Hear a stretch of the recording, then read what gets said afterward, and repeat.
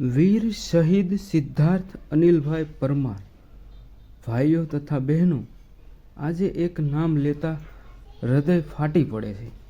સિદ્ધાર્થ અનિલભાઈ પરમાર, જે મક્તમપુરાનો દીકરો હતો સાહેબ. માતૃભૂમિના શરણોમાં પોતે જીવ આપીને અમર થઈ ગયો. માનો આંચળ ખાલી થઈ ગયો, પરિવારની હસી અટકી ગઈ, પણ દેશનું મસ્તક ગૌરવથી ઊંચું થઈ ગયું.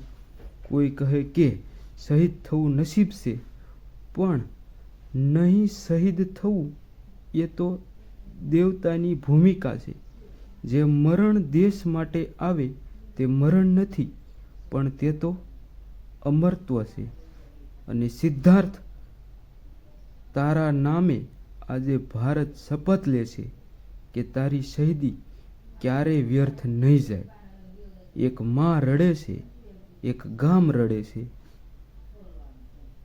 પણ આખો દેશ હાથ જોડીને કહે છે કે વીર શહીદ સિદ્ધાર્થભાઈ